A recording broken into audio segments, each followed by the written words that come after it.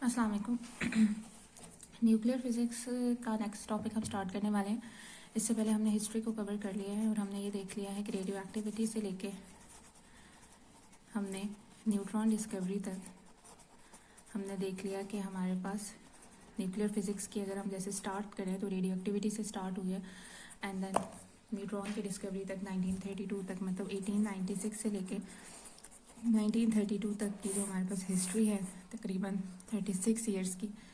इसके अंदर हमारे पास different experiments, different theoretical predictions वगैरह एटम के बारे में, फिर एटम के अंदर क्या है, फिर न्यूक्लियस के बारे में, फिर न्यूक्लियस के अंदर क्या है उसके बारे में दी जाती रही। उसके बाद फाइनली हमारे पास एक हिस्ट्री डेवलप हो गई न्यूक्लियर फिज़िक्स की, जो इस एरा से जिसका एरा ये है, ठीक है। तो इसके बारे में हम पहले डिस्कस कर चुके हुए हैं। अब हम लोग जो है वो अपना मेन टॉपिक न्यूक्लियस की तरफ आते हैं। तो आज का जो हमारा टॉपिक है वो है terms associated with the nucleus. हम वो टर्म्स देखेंगे जो कि न्यूक्लियस के साथ एसोसिएट है।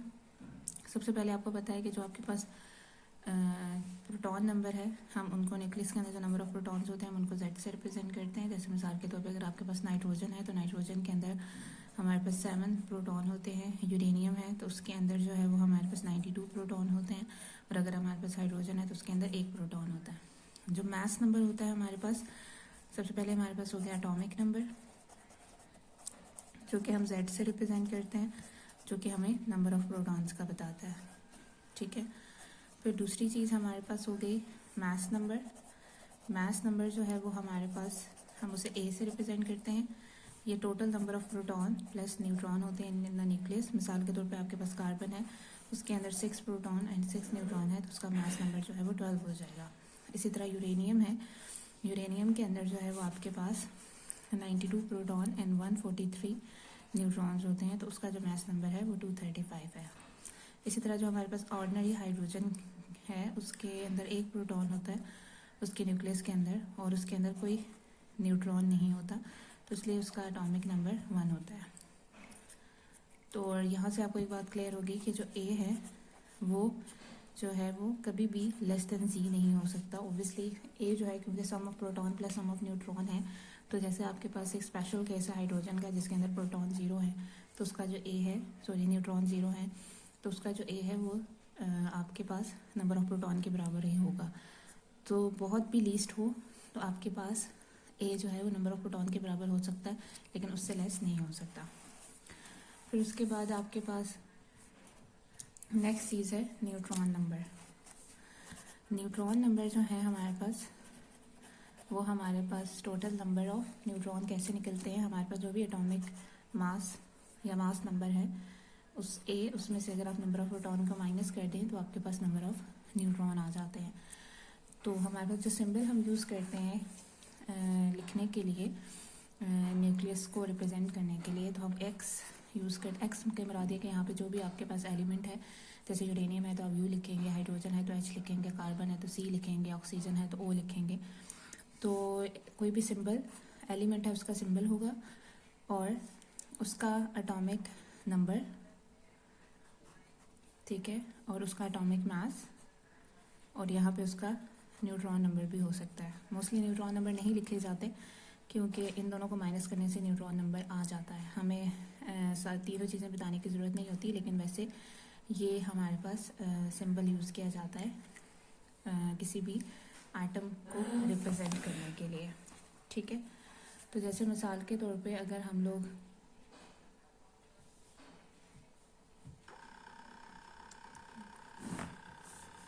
एक मिनट,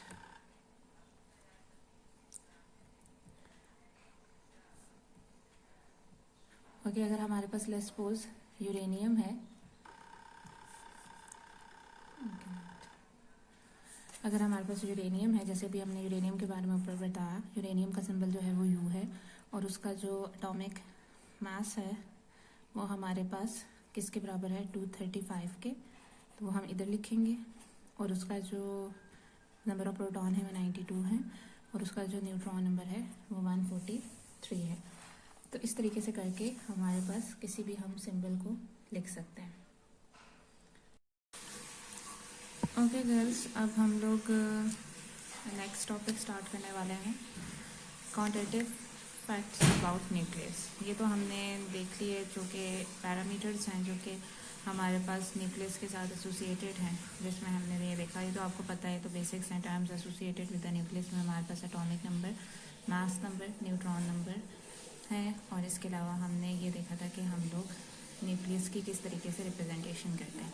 अच्छा, इसमें एक और चीज़ भी मैं ऐड करना चाहती हूँ। एक होते हैं हमारे पास आइसोटोप्स, ठीक है। आइसोटोप्स वो न्यूक्लियाई होते हैं एलिमेंट के जिनकी सेम एटॉमिक नंबर होते हैं बट डिफरेंट एटॉमिक मासेस होते हैं। तो दो तरह के आइसोटोप्स होते हैं, स्टेबल और रेडियो एक्टिव, जैसे कल हमने देखा भी था। तो स्टेबल आइसोटोप वो होते हैं जो कि रेडियो एक्टिविटी शो नहीं करते, जैसे मिसाल के तौर पे आपके पास नाइट्रोजन 14 और नाइट्रोजन 15 है। और सम रेडियो एक्टिव आइसोटोप्स आर, हमारे पास कुछ जो रेडियो एक्टिव है जैसे उसमें K14 एंड कोबाल्ट 60 है, एक्सेट्रा, और भी बहुत सारे हैं। फिर हमारे पास आइसोटोन्स होते हैं। आइसोटोन्स हमारे पास वो होते हैं जिनके एटॉमिक नंबर सेम होते हैं, जिनके न्यूट्रॉन नंबर सेम होते हैं लेकिन उनके प्रोटॉन नंबर डिफरेंट होते हैं। आइसोटोप्स में क्या है कि प्रोटॉन नंबर सेम है, न्यूट्रॉन नंबर डिफरेंट है, और आइसोटोन में न्यूट्रॉन नंबर सेम है और प्रोटॉन नंबर डिफरेंट है। तो जो स्टेबल आइसोटोन है, जिन अगर आप देखें तो विद n=1 हमारे पास हाइड्रोजन है जिसमें एक प्रोटॉन है एक न्यूट्रॉन है, ये हाइड्रोजन का एक आइसोटोप है। इसी तरह हीलियम का एक आइसोटोप है जिसका न्यूट्रॉन नंबर 1 है, 2 प्रोटॉन है और उसका मास नंबर जो है वो 3 हो गया। तो न्यूक्लियॉन्स हमारे पास जो टर्म हम यूज़ करते हैं, न्यूक्लियॉन भी हम टर्म यूज़ करते हैं। न्यूक्लियॉन्स वो होते हैं जो कि प्रोटॉन एंड न्यूट्रॉन, मतलब जो इनसाइड द न्यूक्लियस होते हैं उनको हम न्यूक्लियॉन्स कहते हैं, जैसे प्रोटॉन एंड न्यूट्रॉन। तो ये कुछ टर्म्स हैं जो हम बार बार यूज़ करेंगे, इसलिए उनको डिफाइन करना ज़रूरी था। तो ऐसे न्यूक्लियस इनका अब हमें ये अंदाज़ा हो गया है कि हमारे पास जो न्यूक्लियस होते हैं उनका मास नंबर A होता है, उनका न्यूट्रॉन नंबर हम N से रिप्रेजेंट करते हैं, प्रोटॉन नंबर हम Z से रिप्रेजेंट करते हैं। तो उनके अंदर कितने न्यूक्लियॉन्स होंगे? A न्यूक्लियॉन्स, क्योंकि न्यूक्लियॉन्स क्या है आपके पास N, A क्या है हमारे पास N+Z। तो न्यूट्रॉन एंड प्रोटॉन हमारे पास उनके न्यूक्लियस के अंदर मौजूद होते हैं, और जो भी चीज़ न्यूक्लियस के अंदर मौजूद है उसे हम न्यूक्लियॉन्स कहते हैं। मतलब बेसिकली हमारे पास प्रोटॉन एंड न्यूट्रॉन जो है वो न्यूक्लियॉन्स है। तो अगर हमने ये बताना है कि किसी न्यूक्लियस के अंदर कितने न्यूक्लियॉन्स हैं, तो मतलब हमने A बताना है, ये बताना है कितने नंबर ऑफ प्रोटॉन एंड कितने नंबर ऑफ न्यूट्रॉन। तो पहले हमने टर्म्स देखी थी जो एसोसिएटेड थी विद द न्यूक्लियस। अब हमने फैक्ट देखने हैं about the nucleus. In facts में हम देखेंगे size, mass, density of the nucleus and charge on the nucleus. और इसके अलावा हम एनर्जी यूनिट्स भी देखेंगे जो कि न्यूक्लियर फिजिक्स के अंदर यूज़ होते हैं। सबसे पहले साइज़ के बारे में बता दें कि फर्स्ट एस्टिमेट जो न्यूक्लियर साइज़ के बारे में किया था वो रदरफोर्ड ने किया था, और उसने ये बताया था कि उसके अकॉर्डिंग ये था कि जो अल्फा पार्टिकल जिनके पास sufficient amount of kinetic energy थी वो न्यूक्लियस के करीब आते हैं और वहाँ पे फिर वो कुछ रिपल्शन फील करते हैं। तो जो काइनेटिक एनर्जी उनके पास है वो उसको कूलम पोटेंशियल एनर्जी में चेंज कर देते हैं, और उनकी काइनेटिक एनर्जी रिड्यूस हो जाती है और उनकी potential energy Aahista Aahista increase होती रहती है। तो जब वो न्यूक्लियस के गिर्द एक सर्टेन डिस्टेंस तक पहुँचते हैं, सर्टेन डिस्टेंस D तक पहुँचते हैं, तो उनकी काइनेटिक एनर्जी बिल्कुल ज़ीरो हो जाती है और उनकी पोटेंशियल एनर्जी उस वक्त मैक्सिमम हो जाती है। उसके बाद अल्फ़ा पार्टिकल जो है वो वापस हो जाते हैं और उनकी काइनेटिक एनर्जी अगेन इंक्रीज़ होना शुरू हो जाती है और पोटेंशियल एनर्जी डिक्रीज़ होना शुरू हो जाती है। तो वो पॉइंट जिसके ऊपर उनकी काइनेटिक एनर्जी बिल्कुल ज़ीरो हो जाती है उसे हम कहते हैं डिस्टेंस ऑफ क्लोजेस्ट अप्रोच, ठीक है। तो ये हमारे पास होता है, इसको कहते हैं डिस्टेंस ऑफ क्लोजेस्ट अप्रोच, और उसको हम लेटर D से रिप्रेजेंट करते हैं। और वो हमें ये डिस्टेंस G जो है ये हमें रफ एस्टिमेट देता है न्यूक्लियर साइज़ का।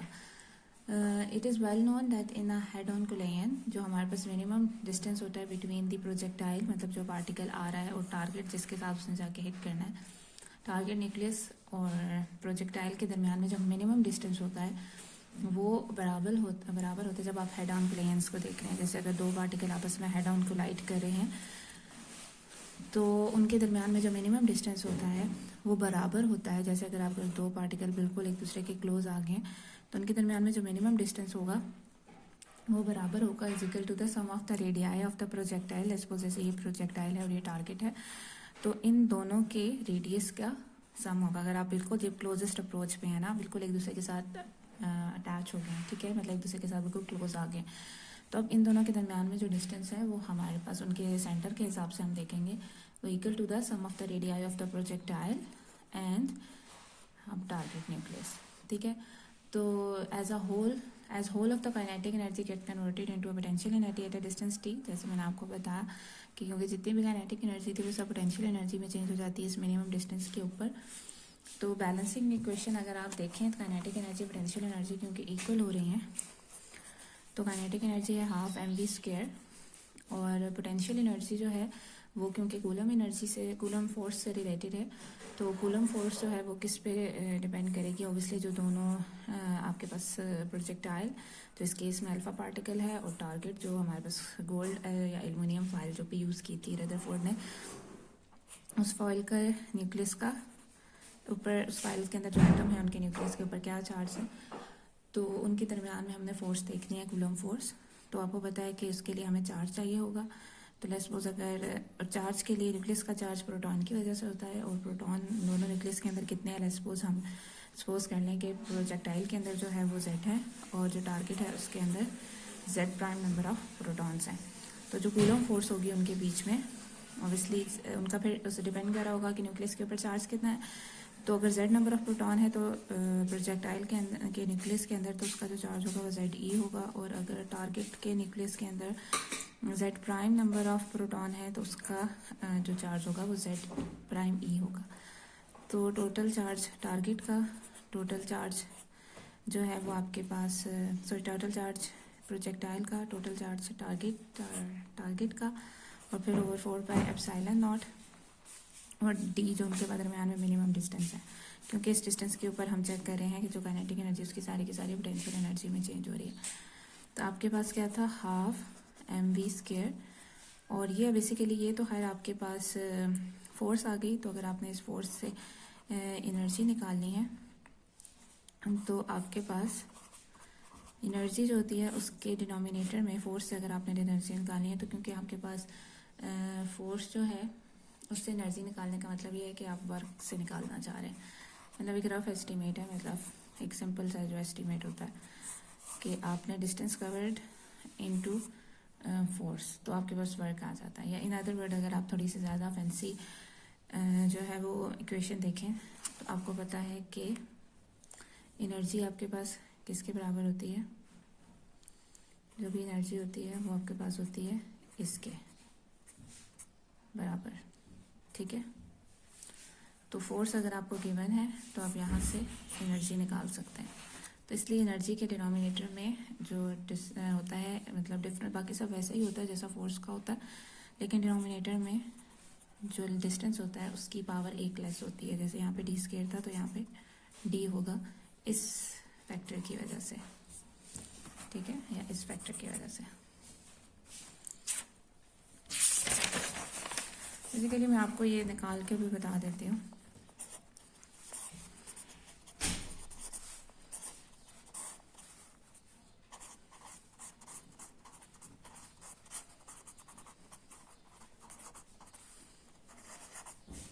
अगर फोर्स और डिस्प्लेसमेंट एक ही डायरेक्शन में है तो ऑब्वियसली उनके दरम्यान में कॉज ऑफ थीटा जो है वो 1 हो जाएगा। तो इस लिहाज से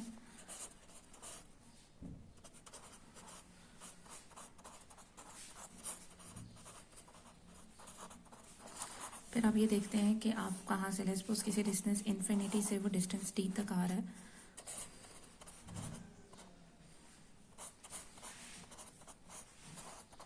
ये कांस्टेंट है, ये मैं बाहर निकाल लेती हूँ।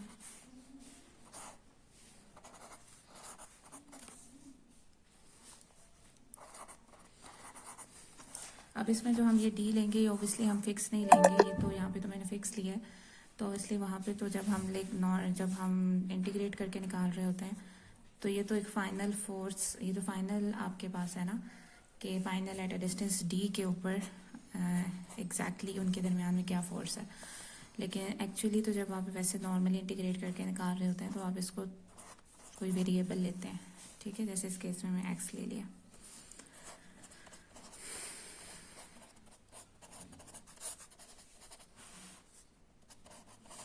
तो ये आपके पास हो जाएगा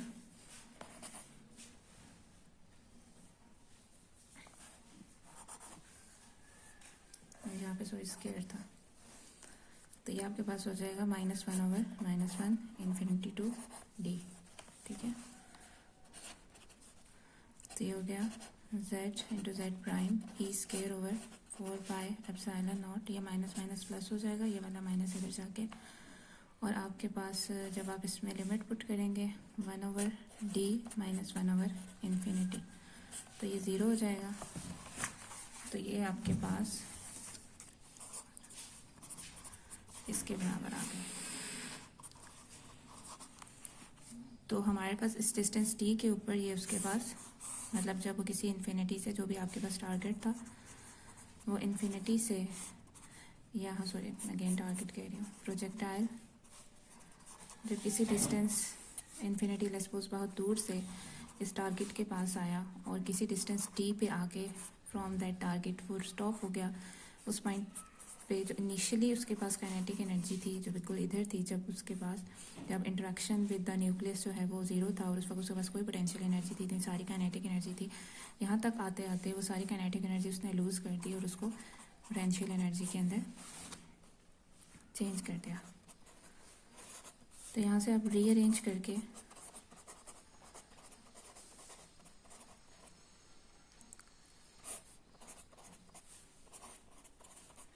डी निकाल लिया और फिर आप इसका रेसिप्रोकल ले लें,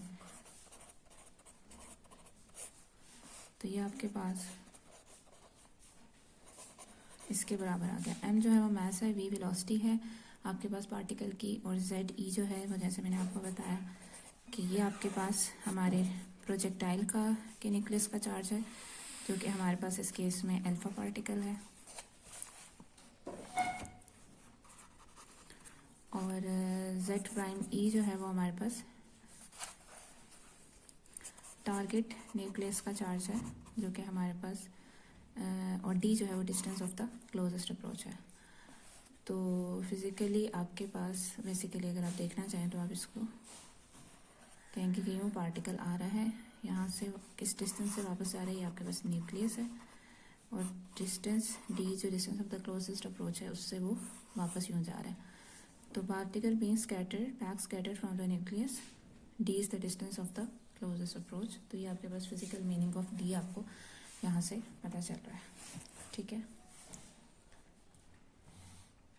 तो अब आपके पास अगर लेट्स सपोज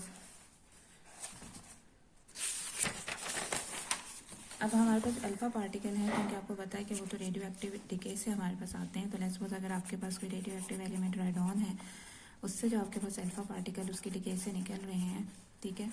अगर आप लेट्स सपोज करें कि उनकी जो स्पीड है वो आपके पास 1.6 × 10⁻⁷ मीटर पर सेकेंड है, और आपको ये भी पता है कि जो मास है अल्फा पार्टिकल का वो 4 टाइम होता है हाइड्रोजन के मास के, क्योंकि हाइड्रोजन के न्यूक्लियस में 1 प्रोटॉन है और अल्फा पार्टिकल के न्यूक्लियस में 2 प्रोटॉन है 2 न्यूट्रॉन है, तो वो 4 टाइम हैवियर हो जाएगा as compare to the mass of hydrogen. तो अगर आपके पास हाइड्रोजन का मास जो है वो 1.67 × 10⁻27 kg है, तो आपके पास हीलियम या अल्फा पार्टिकल का जो मास है 4 × 1.67 × 10⁻27 kg हो जाएगा। तो आपके पास ये होगी स्पीड होगी अल्फा पार्टिकल की, और ये उस अल्फा पार्टिकल का मास हो गया, ठीक है। और अगर आपके पास अल्फा पार्टिकल है ऑब्वियसली उसके लिए z जो है वो आपके पास 2 होगा, मतलब उसके अंदर 2 प्रोटॉन है, और अगर वो गोल्ड, क्योंकि हमने रदरफोर्ड के एक्सपेरिमेंट में गोल्ड की फॉइल के साथ जाके उन्होंने मतलब गोल्ड बेसिकली हमारा टारगेट था, तो गोल्ड का के लिए जो z है ये फॉर अल्फा पार्टिकल, उसके लिए जो z है वो आपके पास है 79, और e जो है वो आपको पता है चार्ज ऑफ इलेक्ट्रॉन है या फिर चार्ज ऑफ प्रोटॉन भी यही है। तो फिर जो हमने इक्वेशन निकाली है अभी पीछे, जो हमने इक्वेशन सॉल्व किया जिसमें हमारे पास जो d था वो इसके बराबर था, तो इसमें हम मास ऑफ द प्रोजेक्टाइल मतलब अल्फा पार्टिकल का मास, उसमें उसकी वेलोसिटी जो मैंने अभी बता दी है, इसके अलावा न्यूक्लियस जो है आपके पास उन दोनों के प्रोजेक्टाइल का भी z, और जो आपके पास न्यूक्लियस है टारगेट का उसका भी z, जो कि बेसिकली ये है, और फिर हमारे पास चार्ज ऑफ द इलेक्ट्रॉन या प्रोटॉन, ये e की वैल्यू जो है वो भी आपको गिवन है। तो आप इस इक्वेशन को सॉल्व करके अगर आप d की वैल्यू निकालें तो वो आ रही है 4.26 इंटू 10⁻⁻14 मीटर। तो ये आपके पास डिस्टेंस। अब इस तरीके से आप किसी भी, ये तो खैर इस केस के लिए है जो एक्सपेरिमेंट परफॉर्म किया गया था, इस तरीके से आप डिस्टेंस ऑफ क्लोजेस्ट अप्रोच निकाल सकते हैं। तो अगर आप वेलोसिटी को इंक्रीज़ करते जाएं अल्फा पार्टिकल की इस रिलेशन में, तो आपके पास जितनी ज़्यादा वेलोसिटी होगी उतनी डी की वैल्यू कम होती जाएगी। इट्स मीन कि वो उतना ज़्यादा टारगेट न्यूक्लियस के करीब जा सकता है। तो अगर आप बहुत ज़्यादा इंक्रीज़ कर दें वेलोसिटी, तो वो मिनिमम डिस्टेंस जहाँ तक अल्फा पार्टिकल जाएगा नियरेस्ट टू द गोल्ड, वो तकरीबन डिस्टेंस जो है वो 3.2 इंटू 10⁻⁻14 मीटर है। मतलब वेलोसिटी इंक्रीज़ करने से अभी डी की वैल्यू को डिक्रीज़ कर सकते हैं। तो जो स्कैटरिंग थी अल्फा पार्टिकल की फ्रॉम, अगर हम, ये तो गोल्ड से हो गई, तो अगर आपके पास कॉपर न्यूक्लियाई है, उससे अगर आप अल्फा पार्टिकल की स्कैटरिंग देखें तो उसका जो डिस्टेंस ऑफ क्लोजेस्ट अप्रोच है डी, वो 1.2 इंटू 10⁻⁻14 मीटर है। तो अगर हम इन्हें कंपेयर करें तो हमारे पास जो वैल्यू ऑफ डी है वो गोल्ड के लिए ज़्यादा है एज़ कम्पेयर टू कॉपर। तो ये इस बात को शो कर रहा है कि डी जो है वो हमारे पास इंक्रीज़ करता है जैसे जैसे जेड इंक्रीज़ करता है। ठीक है, तो क्योंकि गोल्ड का जेड ज़्यादा है एज़ कम्पेयर टू कॉपर, तो इसलिए उसका डी भी ज़्यादा है। तो जितना ज़्यादा एटॉमिक नंबर होगा टारगेट का, उतना ज़्यादा डी भी इंक्रीज़ करेगा। तो गोल्ड के केस में हायर जी की वैल्यू की वजह से आपके पास लार्ज वैल्यू आ रही है डी की एज़ कम्पेयर टू कॉपर। तो it has been observe that the side of a nuclear depend upon A. तो यहाँ से तो यहाँ क्लियर हो गई कि वो ए पे डिपेंड कर रहा है। तो इसकी मतलब इस बात पे डिपेंड कर रहा है कि न्यूक्लियस के अंदर कितने न्यूक्लियॉन्स हैं, मतलब कितने number of protons and neutrons हैं। तो प्रेजेंटली जो एक्सपेक्टेड न्यूक्लियर रेडियस है उसको निकालने का जो तरीका है वो ये है, जिसमें जो R0 है बेसिकली उसकी वैल्यू है 1.2 इंटू 10⁻⁻15 मीटर, या इसको 1.2 फेम्टोमीटर भी कहते हैं। तो फेम्टोमीटर जो है वो 1 फेम्टोमीटर वो बराबर होता है 10⁻⁻15 मीटर के।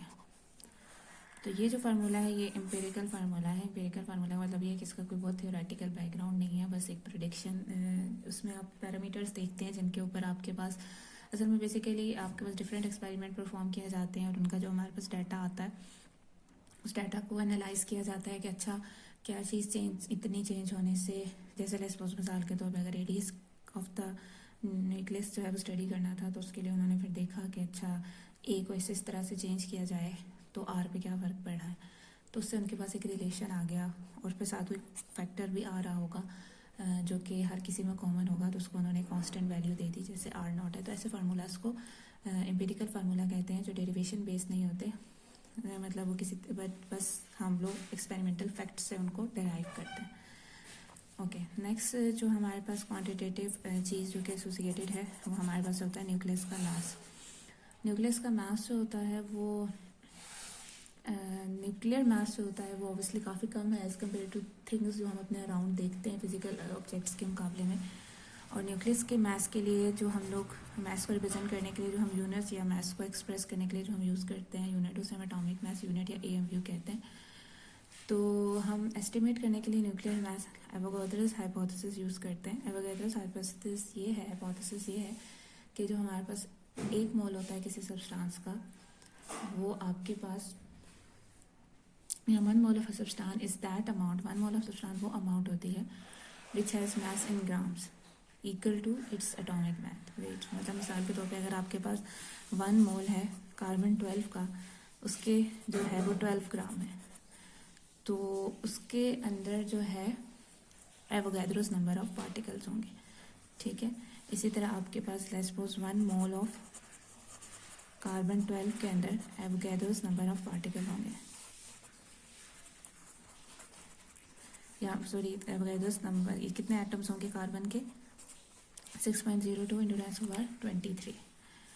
तो बेसिकली ये क्या है आपके पास कि according to this hypothesis a mole of a substance is that amount which has mass in gram equal to its atomic weight. मतलब उसका जो मास है वो उसके एटॉमिक वेट के बराबर, जो भी 1 मोल का मास होता है वो एटॉमिक वेट के बराबर होता है।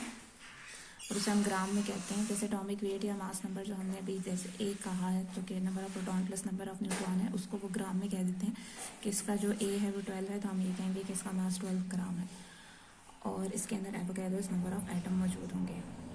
तो ये तो आपके पास 1 मोल जिसके अंदर इतने एवोगैड्रोस नंबर ऑफ एटम मौजूद हैं उसका मास है 12 ग्राम।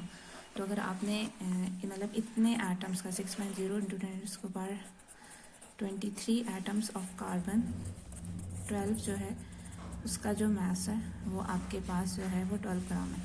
तो अगर आपने 1 एटम का मास ऑफ कार्बन 12 का मास निकालना है तो आप 12 को डिवाइड करेंगे 6.02 इंटू 10⁻23 से, तो आपके पास ये ग्राम में है।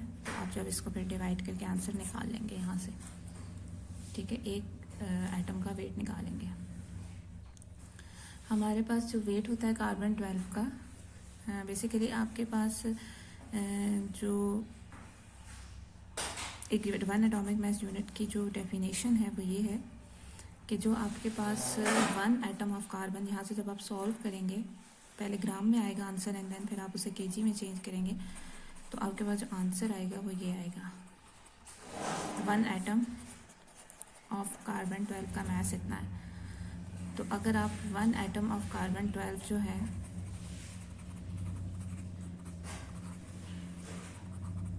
उसके मास को आप डिवाइड करें 12 से फर्दर, ठीक है, तो ये आपको 1 एटॉमिक मास यूनिट देता है, ठीक है। तो वेट ऑफ कार्बन 12 एटम मतलब एक कार्बन 12 एटम का weight divided by 12 is defined as 1 atomic mass unit या इन शॉर्ट 1 AMU। तो जब आप इसे सॉल्व करते हैं उसकी वैल्यू आती है 1.66 इंटू 10⁻⁻27 kg।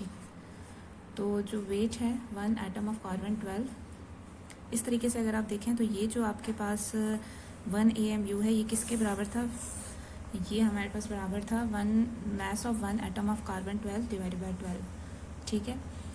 तो अगर आप निकालना चाहें कि कार्बन 12 का मास कि एक एटम का मास इन टर्म ऑफ AMU, तो वो बेसिकली 12 AMU होगा।